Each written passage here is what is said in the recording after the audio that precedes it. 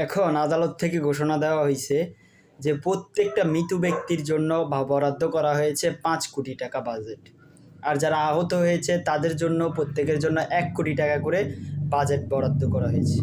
তবে আমার প্রশ্ন এই জায়গা না, প্রশ্নটা হচ্ছে ওই জায়গায়, এই যে এখন 5 কোটি টাকা 1 কোটি টাকা করে দেওয়া হচ্ছে, সেই বাজেটগুলোর দিকে যদি না নজর দিয়ে আমাদের আগে থেকেই প্রশিক্ষণপ্রাপ্ত বিমানগুলোর দিকে যদি নজর দেওয়া হতো, সেই বাজেটের চিন্তা যদি করা হতো, সেই বাজেটগুলো যদি বৃদ্ধি করা হতো, তাহলে আজকে এটা হতো না। লেফটেন্যান্ট কর্নেল তৌকির আহমেদ তিনি যে মারা গেলেন, তিনি কিন্তু এই বিমান দুর্ঘটনায় মরেন নাই। এই কথাটা আমার না হলেও এই কথাটাই সত্যি যে যখন আমাদের বাংলাদেশে আর্মি বা সেনাবাহিনীর জন্য বাজেট প্রণয়ন করা হয় তখনই তিনি মারা যান, যখন এইসব ক্ষেত্রে খুব কম বাজেট দেওয়া হয় এবং কি পুরাতন যুদ্ধ বিমান দিয়ে প্রশিক্ষণ নেওয়া হয়। তৌকির আহমেদ যেই প্রশিক্ষণে ছিলেন, সেই প্রশিক্ষণটা ছিল তার জীবনের চূড়ান্ত এবং কি শেষ একটি প্রশিক্ষণ।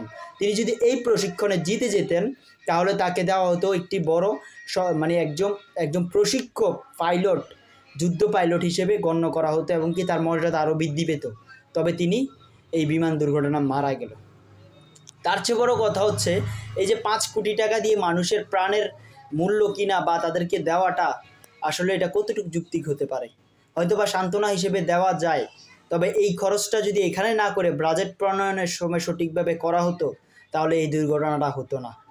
আল্লাহ আমাদের দেশের যারা রাষ্ট্রের ক্ষমতায় সঠিকভাবে পরিচালনায় আছে তাদের হেদায়েত করুক, তাদের সঠিক বিবেক দান করুক, সেই দোয়াটাই করি। আমিন।